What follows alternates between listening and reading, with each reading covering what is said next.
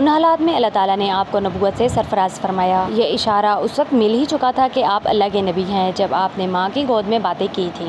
आपकी पैदाइश चूंकि बाप के बगैर हो गई थी, इसलिए आपको कलमतुल्लाह फरमाया गया है, यानी अल्लाह का कलाम। बनी इसराइल या तो अंबिया को मानते ही नहीं थे, या मानते थे तो उन्हें हद से बढ़ा देते थे। चनाचे हजरत ईसा अलैहिस्सलाम को भी एक गिरोह ने तो खुदा का बेटा कहना शुरू कर दिया और 3 खुदा बना लिए, एक खुदा, दूसरा खुदा का बेटा यानी ईसा अलैहिस्सलाम और तीसरी आपकी वालदा हजरत मरियम अलैहिस्सलाम। वो कहने लगे खुदा 3 है। ईसा अलैहिस्सलाम को अल्लाह ताला ने इंजील मुकद्दस अता फरमाई। इंजील बज़रिए जिब्राइल अलैहिस्सलाम मिली। आप तौरात की भी तस्दीक करते थे, उसके साथ अल्लाह ताला ने आपको मौजज़ात भी अता फरमाए। अल्लाह ताला फरमाते हैं, हमने मरियम के बेटे ईसा को वाज़े मौजज़ात अता किए और उन्हें रूहुल कुदस यानी जिब्राइल अलैहिस्सलाम से कुव्वत दी। नबूवत और मौजज़ात मिलने के बाद आपने अपनी कौम से फरमाया, मैं तुम्हारे रब की निशानी लेकर तुम लोगों के पास आया हूँ।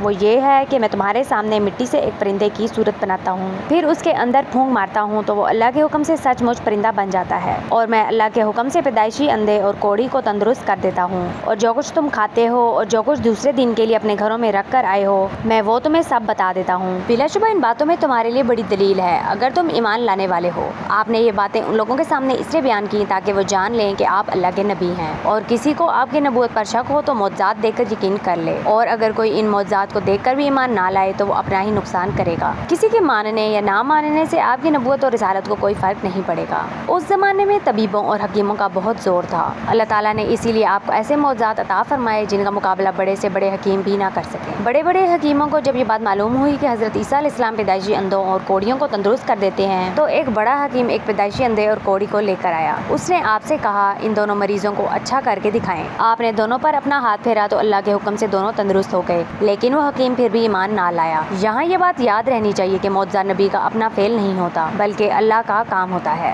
अल्लाह ताला अपने नबी की सदाकत को जाहिर करने के लिए उनके हाथ से जाहिर करा देते थे। इन मौजज़ात के अलावा भी अल्लाह ताला ने आपको मौजज़ात अता फरमाए थे। अल्लाह ताला ने जब भी इंसानों की रहनुमाई के लिए किसी नबी को भेजा तो उन्होंने उसे झुटलाया, उसके मौजज़ात का इनकार किया। हजरत ईसा अलैहिस्सलाम के साथ भी कौम ने यही किया। अल्लाह ताला फरमाते हैं, फिर जब वो ईसा उन बनी इसराइल के पास साफ और सरी निशानियां लेकर आया तो वो कहने लगे, ये तो खुला जादू है। ईसा अलैहिस्सलाम ने उन लोगों से फरमाया, लोगों मैं तुम्हारे पास समझ की बातें लेकर आया हूँ, और इसीलिए आया हूँ कि बाज़ बातें जिनमें तुम इख्तलाफ कर रहे हो उनकी हकीकत से तुम्हें आगाह कर दूँ। सो तुम अल्लाह से डरो और मेरा कहना मानो। आपने उनसे फरमाया, अल्लाह ही मेरा रब है और तुम्हारा भी रब है, सो तुम उसकी इबादत करो, यही सीधा रास्ता है। आपने अगरचे ये बिल्कुल वाज़ेह ऐलान फरमाया था कि वही मेरा भी रब है और तुम्हारा भी, लेकिन बनी इसराइल कई ग्रोहों में बट गए। यहूदियों ने तो हजरत ईसा अलैहिस्सलाम का सिरे से ही इनकार कर दिया और ईसाई कई फिरकों में बट गए। उनमें से कोई हजरत ईसा अलैहिस्सलाम को खुदा का बेटा कहने लगा तो कोई आपको उन 3 खुदाओं में से एक कहने लगा। गर्ज कोई कुछ कहता था तो कोई कुछ। हजरत ईसा अलैहिस्सलाम की तालीम पर कोई एक फिरका भी ना आ सका। अल्लाह ताला ने उनके बारे में ऐलान फरमाया, यकीनन वो लोग काफिर हो चुके जिन्होंने यूं कहा कि मसीह इब्ने मरियम ही ऐन खुदा है, हालांकि खुद मसीह ने बनी इसराइल से कहा था कि ए बनी इसराइल, तुम अल्लाह की इबादत करो जो मेरा भी रब है और तुम्हारा भी रब है। यकीन जानो कि जो शख्स अल्लाह के साथ किसी को शरीक करेगा तो अल्लाह ताला उस पर जन्नत को हराम कर देगा और उसका ठिकाना दोज़ख है, और ऐसे जालिमों का कोई मददगार ना होगा। यानी वो लोग हजरत ईसा अलैहिस्सलाम को खुदा मानने लगे। फिर अल्लाह ताला ने उनके बारे में फरमाया, बिलाशुबा वो लोग भी काफिर हो गए जिन्होंने यूं कहा कि 3 खुदाओं में से एक का तीसरा है। बिलाशुबा वो लोग भी काफिर हो गए जिन्होंने यूं कहा कि खुदा 3 में से एक है, हालांकि बजूज एक माबूद के और कोई माबूद नहीं है। और अगर ये लोग अपनी बातों से बाज ना आए तो जो लोग उनमें से कुफ्र पर कायम रहेंगे उन्हें जरूर दर्दनाक अजाब होगा।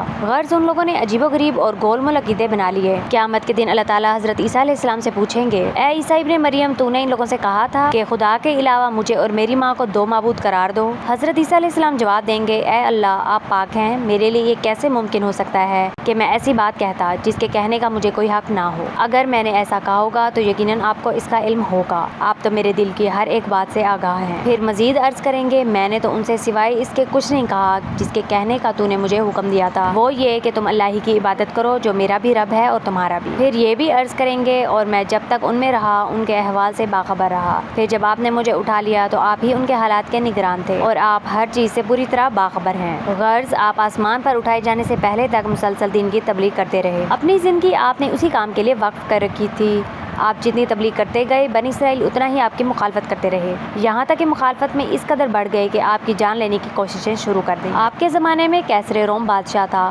اس نے کچھ ایسے خواب دیکھے تھے جن سے اسے خطرہ تھا کہ اس کی حکومت ختم ہونے والی ہے۔ ادھر حضرت مریم علیہ السلام سے بغیر باپ کے آپ کی ولادت ہوئی، اس بات کی ہر طرف شہرت ہو گئی، اور جب آپ ماں کی گود میں بولے تو شہرت اور زیادہ بڑھ گئی۔ حالات خطرناک دیکھ کر حضرت مریم آپ کو لے کر مصر چلے گئیں، تقریباً 12 سال وہیں رہیں۔ اس دوران بادشاہ کا انتقال ہو گیا، حضرت مریم آپ کو لے کر واپس ملک شام آ گئیں۔ اس کے بعد آپ کی تبلیغ سے 12 آدمی آپ پر ایمان لے آئے۔ قرآن کریم میں ان لوگوں کو حواری کہا گیا ہے۔ یہودی اس سے پہلے ہی سمجھ گئے تھے کہ آپ واقعی اللہ کے نبی ہیں، اس لیے وہ آپ کو ٹھکانے لگانے کی فکر میں لگ گئے۔ حضرت عیسیٰ علیہ السلام بھی بنی اسرائیل کے ناپاک ارادے بھانپ چکے تھے، اس لیے آپ نے اپنے حواریوں کی جماعت بنائی تھی۔ آپ نے اپنے حواریوں کو بتایا اور یہود نے خفیہ سازش کی، اور ہم نے ان کے مقابلے میں عیسیٰ کی حفاظت کی خفیہ تدبیر کی، اور اللہ تعالیٰ تدبیر کرنے والوں میں سب سے بہتر و برتر ہے۔ جس طرح ہمارے نبی کریم صلی اللہ علیہ وآلہ وسلم کے ساتھیوں کو صحابہ کرام کہتے ہیں، اسی طرح حضرت عیسیٰ علیہ السلام کے ساتھیوں کو حواری کہا گیا ہے۔ یہ لوگ آپ پر ایمان لائے اور پھر آپ کے ساتھ ساتھ رہے۔ ان کی تعداد 12 تھی۔ ان لوگوں نے حضرت عیسیٰ علیہ السلام سے یہ فرمائش کی تھی، اے عیسیٰ مریم کے بیٹے، کیا آپ کا رب ایسا کر سکتا ہے کہ ہم پر آسمان سے کھانے کا ایک خوان نازل کرے؟ یہ سن کر آپ نے انہیں ڈانٹا اور فرمایا، اگر تم ایمان والے ہو تو خدا سے ڈرو، یعنی ایسی فرمائش نہ کرو۔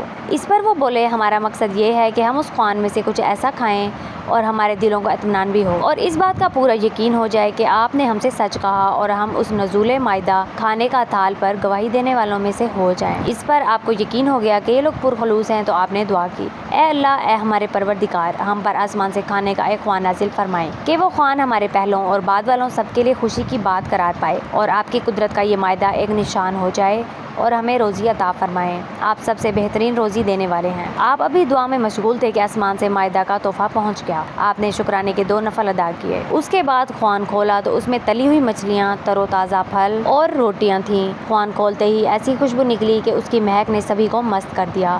یہ خوان 40 دن تک اترتا رہا۔ اس کے بارے میں حکم یہ نازل ہوا تھا کہ اس کھانے کو غریب اور بیمار لوگ کھائیں گے، مالدار، تندرست اور توانا لوگ نہ کھائیں، مگر انہوں نے حکم کی خلاف ورزی کی اور مالداروں نے بھی کھانا شروع کر دیا۔ اس خلاف ورزی پر ان میں سے 80 آدمی سور اور بندر بنا دیے گئے۔ مائدہ کا یہ خوان چونکہ اتوار کے روز اترا تھا، اس لیے نصارہ کے ہاں اتوار کو عید کا دن خیال کیا جاتا ہے، جس طرح مسلمانوں کے ہاں جمعے کے دن کو سمجھا جاتا ہے۔ نبوت ملنے کے بعد آپ 3 سال تک بہت توجہ سے تبلیغ کرتے رہے۔ نہ آپ نے شادی کی، نہ اپنے لیے گھر بنایا۔ آپ شہر شہر اور بستی بستی جا کر اللہ کا پیغام لوگوں کو سناتے رہے۔ جہاں رات ہو جاتی آپ وہیں بغیر بستر اور بوریے کے رات گزارنے کے لیے ٹھہر جاتے اور اللہ تعالیٰ کی عبادت میں لگ جاتے۔ آپ فرمایا کرتے تھے، میں اپنے پاس کوئی ایسی چیز نہیں رکھنا چاہتا جس سے عبادت میں خلل آئے۔ آپ کے پاس لکڑی کا ایک پیالہ تھا، آپ اس سے پانی پیا کرتے تھے۔ ایک دن آپ نے دیکھا کہ ایک آدمی ہاتھ کی ہتھیلی کے ذریعے پانی پی رہا ہے۔ اس روز سے آپ نے پیالے کا استعمال بھی چھوڑ دیا۔ آپ کے پاس سر کے بالوں اور داڑھی میں خلال کے لیے لکڑی کا ایک کنگا تھا۔ ایک دن آپ نے ایک شخص کو ہاتھ سے داڑھی اور سر کے بال درست کرتے دیکھا تو آپ نے کنگے کا استعمال بھی ترک کر دیا کہ اس کے بغیر بھی کام چل سکتا ہے۔ غرض آپ نے اپنی زندگی مسافروں کی طرح گزاری۔ ایک روز آپ نے بنی اسرائیل کو خطبہ دیا۔ آپ نے اس خطبے میں فرمایا، اے بنی اسرائیل، بے شک میں اللہ کا رسول ہوں، میں اس چیز کی تصدیق کرنے والا ہوں جو مجھ سے پہلے نازل کی گئی،